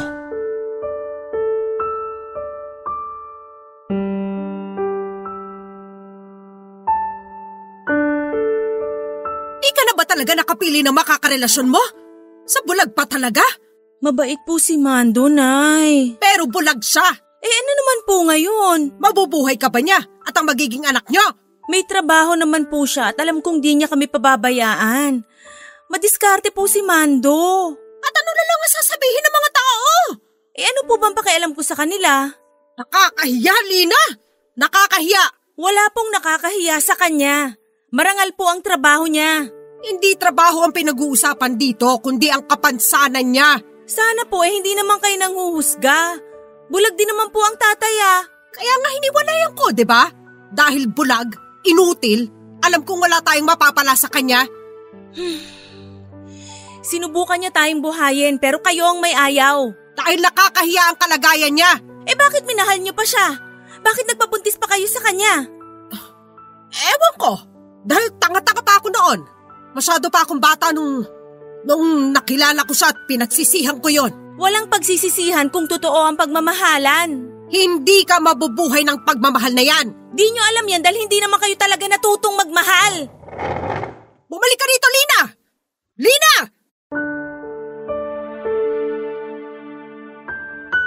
Wala na akong naging balita pa kay tatay. Halos hindi ko na nga alam ang itsura niya dahil ni isang picture ay wala kami sa bahay. Ang alam ko lang ay iniwan siya ni nanay 2 buwan matapos niya akong ipanganak. Bigla raw nitong na-realize na nakakatakot mamuhay kasama ang isang bulag na tulad ni tatay. Nagpakalayo-layo si nanay at pumasok bilang isang mananahe at doon siya kumuha ng ipang tutustos sa aming mag-ina. Hindi na rin po ito nagkaroon pa ng karelasyong iba. Sa akin na lang niya ibinigay ang buong buhay niya. Ilang beses kong sinubukang hanapin si tatay pero hindi ko nagawa dahil na rin sa pagpigil ni nanay. Hanggang isang araw, tinanggap ko na lamang na kami na lamang talagang mag-ina ang magiging magkasama. Tinanggap ko na lamang ang katotohanan na ang aking ina may galit sa mga tulad ng ama kong may kapansanan. Kaya nga ang laki ng takot ko na ipakilala si Mando sa kanya. Dahil alam kong magbubukas na naman ito ng pintuan ng nakaraan sa amin at tama ako. Una pa lamang ay hindi na nito gusto si Mando. Pero wala siyang magagawa. Mahal ko si Mando at handa na akong ituloy ang magiging pamilya namin. Kahit na hindi tanggap ni nanay. Ilalaban ko ito. Hindi ako gagaya sa kanya na sinukuan si tatay dahil sa kanyang kapansanan. Hindi ako gagaya sa kanya. Iibahin ko ang kapalaran at ang kwento ko. Pansamantala, Habang hindi pa ako nakakapanganak ay nakatira pa rin ako kay nanay kasama si Mando. Ayaw kasi ni nanay na kaming dalawa lang ni Mando ang magkasama dahil wala itong tiwala sa kanya. Ano raw bang may tutulong ng isang bulag na katulad ni Mando sa akin at sa aking pinagbubuntis? Baka mapasama pa. Ito ang paulit-ulit na sinasabi sa akin ni nanay pero hindi ko ito magawang sabihin kay Mando dahil alam kong masasaktan siya. Sa totoo lang, Papa Dudut, ay hindi lang si nanay ang nakapagsalita ng ganito tungkol sa relasyon naming dalawa. Marami pa. Ang mga matatanda kong kamag-anak na kasing talas din ang dila ng aking nanay, lagi nilang minamata si Mando kapag dumadalaw sila sa bahay. Kesyo bakit daw sa kanya ako pumatol? Wala na raw bang ibang lalaki sa mundo na kompleto ang katawan? Ano raw ba ang pinakain sa akin at gayuma at na-inlove ako sa kanya? Mga tanong na hindi ko na lamang sinasagot dahil baka kung ano pa ang masabi ko sa kanila. Wala akong pakialam. Yun ang madalas kong sinasabi sa utak ko. Pero hanggang kailan?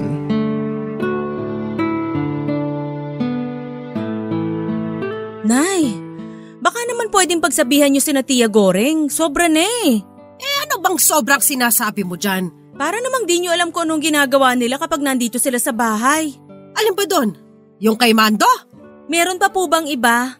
Di ka na nasanay. Alam mo namang sadyang mapanukso yung tiyagoreng mo. Pero ginagatungan niyo pa lalo kaya lalong tinutuloy eh. Huwag mo ko tinataasan ng boses dyan, Dina. Nanay mo pa rin ako at nandito ka sa pamamahay ko. Kayo ng asawa mo. Ang sakin lang po, Nay, wag naman po sanang kutsain ng sobra si Mando. Kung itrato niyong lahat, kala niyo laruan eh. Ginagawa niyong aso porket alam niyong di lalaban sa inyo. Subukan niyang lumaban at palalayasin ko siya rito. Di sasama ako sa kanya na lumayas. Yan ba ang tinuro sa'yo ng bulag na yon? Ang sumagot-sagot sa nanay mo na nagpalaki sa'yo? Sumasagot ako dahil mali na ang ginagawa niyo, Nay. Alam niyo yan. Hindi naman niya nakikita eh. Sige, Nay, mangutya pa kayo.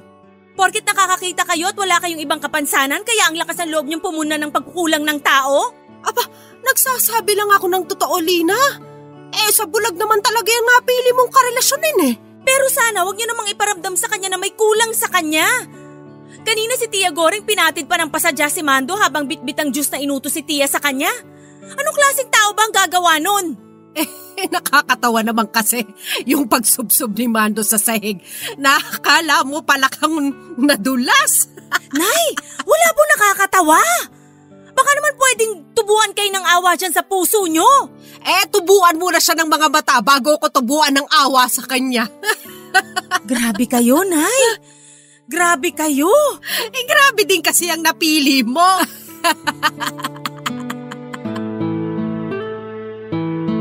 Alam kong hindi ganon kaganda ang ugali ng aking ina. Pero habang tumatagal na magkasama kami ni Mando, mas lalong nagkakasungay ang nanay ko. Wala itong ibang ginawa kundi ang maliitin si Mando. Araw-araw ginagawa nitong almusal ang pag-aalipusta kay Mando. Ginagawa din niya itong utusan na akala mo'y kasambahay niya. Hindi naman nagsasalita si Mando at sumusunod na lamang. Di ko siya narinig na nagreklamo kahit minsan. Nakangiti pa itong sumusunod sa lahat ng pinapagawa ni nanay. Minsan pa nga, Papa Dudut, ay inutusan ni nanay na umakyat ng bubungan si Mando para i-check kung may mga ihi ng pusa doon. Inis na inis ako kay nanay noon dahil alam kong nananadya lamang ito. Alam naman niyang madalas ngang umiihi ang mga pusa sa aming bubungan. Pero gusto pa nitong paakyatin si Mando para i-check yon. Pinapaamoy pa nito ang bubungan sa kanya para masigurado na sinunod naman ni Mando dahil sabi ni nanay malakas daw ang pang-amoy ng mga bulag. Alam ko medyo nabastusan si Mando roon sa ginawa ni nanay pero hindi na lang ito umimik at ipinakita nitong ayos lang sa kanya. Paano niya nagagawa yon? Iniinsulto na siya, Papa Dudut, pero nagagawa pa rin niyang itago na ayos lang siya. Makalipas ang ilang buwan ay nakapanganak na ako. Balak na naming umalis sa bahay ni nanay at magsimula na lamang ng kaming dalawa lang ni Mando ang magkasama. Eto sana ang plano namin pero hindi nangyari dahil nagsara ang massage spa na pinagtatrabahuhan ni Mando. Sinabi ko yun kay nanay at nakiusap na magstay muna kami pansamantala sa bahay habang naghahanap pa ng trabaho si Mando. Napailing na lamang si nanay na tila inaasahan na niya ang mga nangyayari. Alam kong malaking pagtitiis ito sa parte ni Mando dahil mapaparami na naman ang mga araw na kailangan niyang makisama kay nanay. Pero wala kaming magagawa. Hindi pa ako makahanap ng trabaho sa kalagayan ko at kailangan ko pang maghintay ng ilang buwan para magawa ko yon. Pinagtiyagaan muna namin ni Mando ang naipon nitong pera noong mga panahong nagbubuntis ako para may magamit kami sa pang-araw-araw. Ayaw ni Mando kasi na humingi ng tulong kay nanay. Naiintindihan ko naman yon. Ayaw kong mabaong kami sa utang na loob kay nanay dahil alam ko na ang kahihinatnan nito. Dahil nga sa stress na inabot ko sa pag-iisip kung paano kami mabubuhay nito, ay nagiging madalas ang pag-init ng ulo ko. Dagdag pa sa inis at stress ko mula sa mga taong nasa paligid namin na patuloy pa rin sa pangungutya sa kalagayan ni Mando. Pilit kong sinasara ang tenga ko sa mga naririnig ko. Pero tao lang ako. Pumasok na rin sa sistema ko ang mga masasamang sinasabi nila kay Mando. Aaminin kong naapektuhan ako sa mga sinasabi nila at hindi ko namamalayan na nabubuntong ko na lahat ng galit ko kay Mando.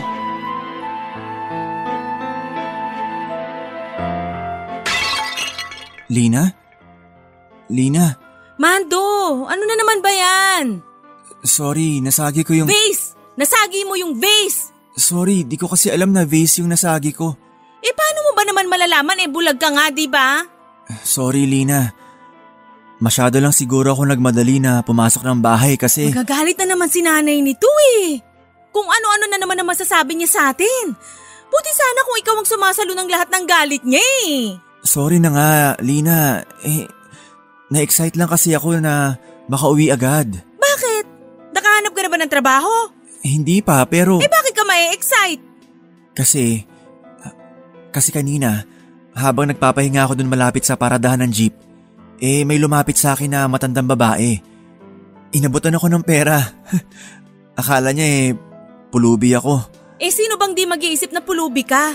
Tingnan mo nga yung suot mo. Napakadumi at amoy basahan na hindi mo maintindihan. Nagbuhat kasi ako ng mga feeds dun sa palengke para may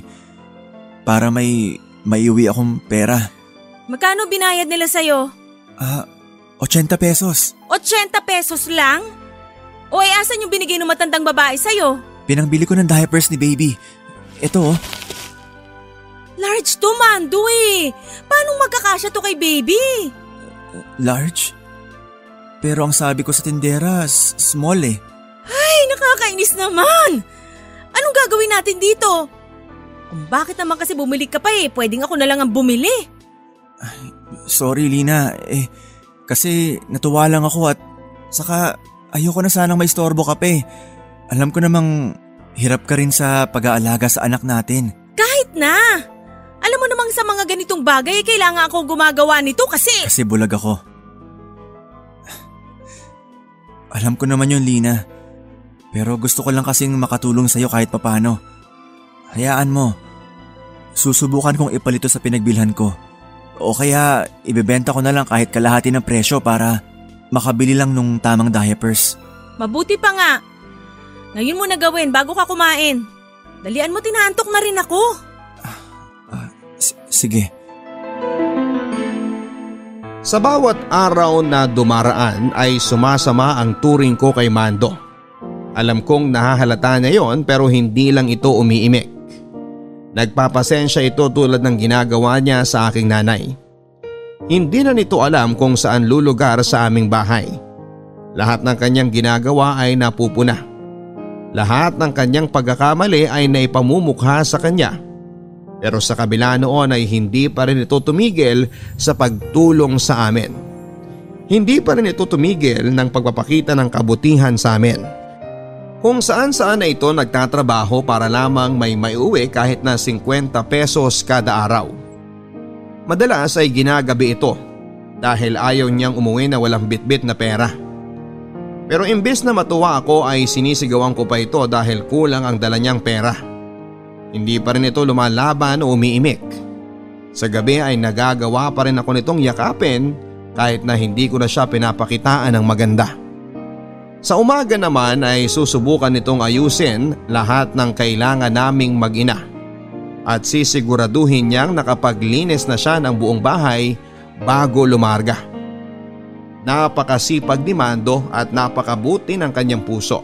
Pero dahil nalaso na ang utak ko ng mga taong nakapaligid sa amin, wala akong ibang nagawa kundi ang pakitaan siya ng masama at iparamdam sa kanya ang kakulangan niya dahil sa kapansanan niya. Patuloy ang pang-aapi na ginagawa ko sa kanya, Papa Dudut. Hindi ako tumigil at ito ang paraan ko para sabihin sa kanya ang isang bagay na hindi ko kayang gawin. Ang hiwalayan siya. Umaasa ako na kapag pinakitaan ko ito ng masama ng tuloy-tuloy ay iiwanan na ako nito, pero ang lagay, mas lalo lang itong kumakapit sa akin. Mas lalo lang niya akong minamahal at pinagsisilbihan at aaminin ko, Papa Dudut, na nakakaramdam na ako ng konsensya. Sinabi ko sa aking ina na ayoko nang makisama pa kay Mando. Natuwa naman ang nanay ko at sinabing sa wakas ay natauhan ako. Tumulong pa ito lalo sa pagpapahirap kay Mando para kusa na itong mapagod at umalis, pero hindi pa rin ito natinag. Hindi ko na ito pinapatulog sa aking tabi. Sa sala na ito natutulog, pero ang ginagawa naman ni nanay ay tinatambakan nito ng kung ano-anong gamit ang sala para hindi na magkaroon pa ng espasyo si Mando para tulugan. Sinabi pa ni nanay na doon lang ito sa labas ng bahay matulog. May banig naman daw at pwedeng ilatag na lamang sa labas. Pumayag naman si Mando. Hindi nakitaan ng pagrereklamo. Pinagtataguan na rin siya ng mga pagkain ni nanay. Pagkagising ni Mando ay nagsisimula na nga itong maglinis ng bahay at kapag maghahanap na ito ng pagkain ay sasabihin ni nanay na humingi na lang sa mga kapitbahay o kaya ay pagtrabahuhan niya dahil sapat lang ang pagkain para sa aming dalawa ni nanay. Hihingi pa siya ng dispensa si Mando at sasabihin sa labas na lamang ito kakain kapag nakahanap ng mapagtatrabahuhan. Hindi ko alam, Papa Dudut, kung paano nakakayanan ito ni Mando. Alam kong malakas ang pakiramdam niya. Yon ang sigurado ako dahil una pa lang naming nag-date noon ay ramdam na nito na dismayado ako na siya ang nakadate ko. Kaya naman nakakainis lang ngayon na hindi siya makaramdam ng lahat ng panlalamig at pangangawawa ko sa kanya. Dahil ayaw ko na sa kanya at gusto ko na siyang umalis sa bahay.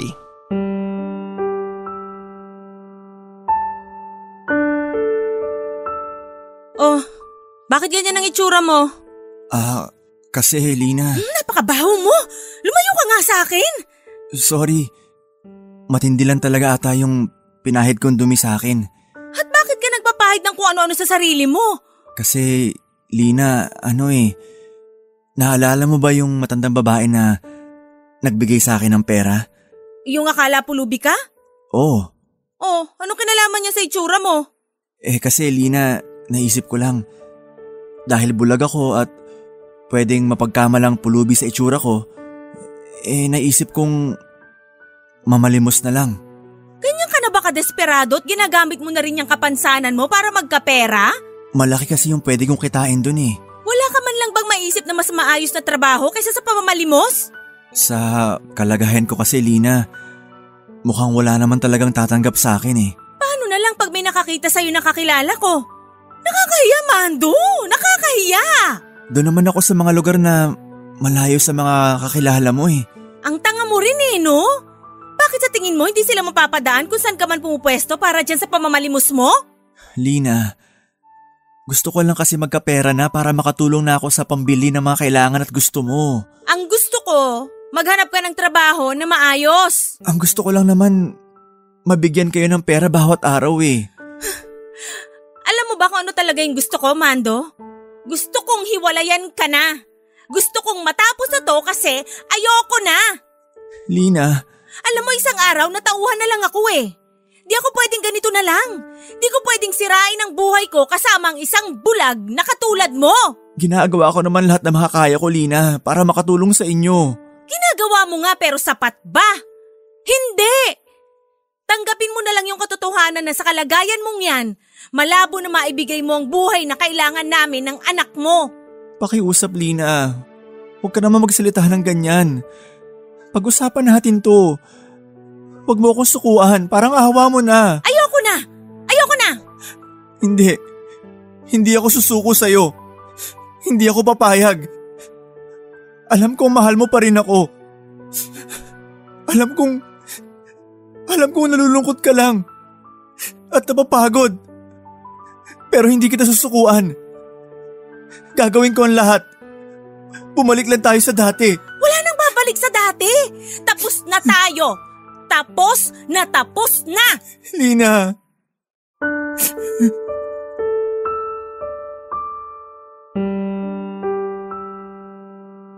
Hindi ako pinakinggan ni Mando. Pinagpilitan nito ang kanyang sarili sa akin. Hindi ito umalis ng bahay kahit na nilabas na ni nanay lahat ng kanyang gamit. Natutulog na lamang ito sa labas ng bahay. Pasilip-silip sa amin na akala mo naman ay may natatanaw. Ayaw nitong magpatinag. Naalala ko pa, Papa Dudut, na binubuhusan pa siya ni nanay ng tubig tuwing umaga para lang umalis na roon. Ang mga tira-tira naming pagkain na tinatapo namin ay hinahalungkat pa nito sa basurahan para kainin. Alam kong naaawa rin ang nanay tuwing nakikita si Mando at ganun din ako. Pero sana matanggap na niya ang katotohanan na ayoko na talaga. Mas dapat niyang alagaan ang sarili niya kaysa sa amin dahil kaya naman namin ang aming mga sarili. Tinuloy pa rin ito ang pamamalimos, Papa Dudut, at ang mga kinikita niya ay sinusulok niya sa pintuan para makuha namin dahil hindi siya pinagbubuksan ng pintuan ni nanay. Kinukuha namin ang pera na hindi man lang nagpapasalamat. Hindi ganun kalaki ang mga nakukuha niyang limos pero tinatanggap pa rin namin dahil kailangan nga rin talaga namin ng pera. Minsan kumakatok ito mula sa bintana ng kwarto ko para makiusap na sana'y mahawakan man lang o mahaplos ang ulo ng aming anak. Naawa naman ako at hinahayaan kong gawin niya yon. Hinahawakan nito ang ulo at kamay ng aming baby at saka umiiyak. Miss na raw niya ang anak namin. Miss na raw niya akong makasama. Hindi ako umiimik noon dahil pinipigilan ko rin ang pag-iyak. Alam ko sa sarili kong mahal ko pa rin si Mando. Pero sadyang nadadala lang ako sa sitwasyon namin at sa kalagayan niya. Kung bakit naman kasi hinayaan kong lasunin ng ibang tao ang utak ko tungkol sa kalagayan ni Mando.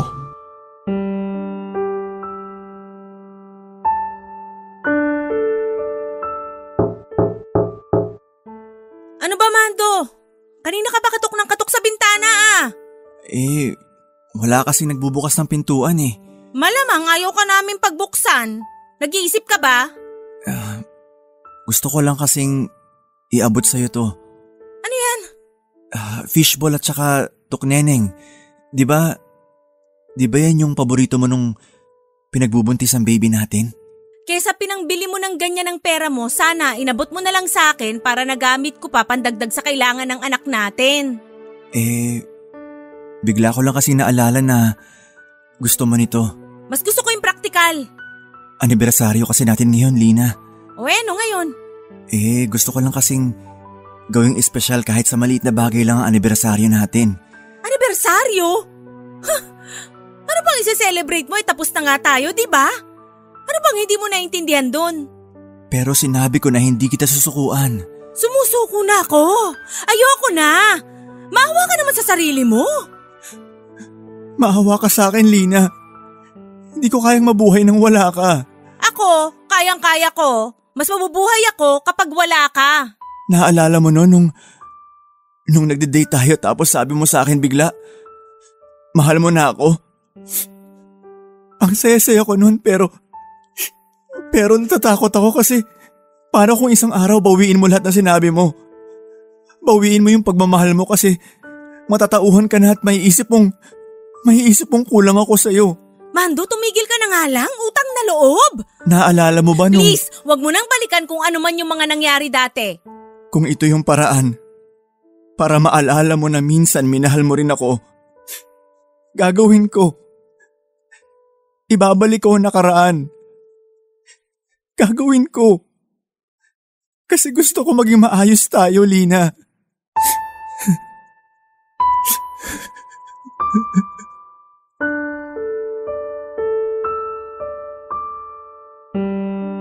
Habang nagkukwento si Mando tungkol sa nakaraan namin, kung paano kami naging masaya dati, ay hindi ko maiwasang maluha at tuluyang mapaiyak.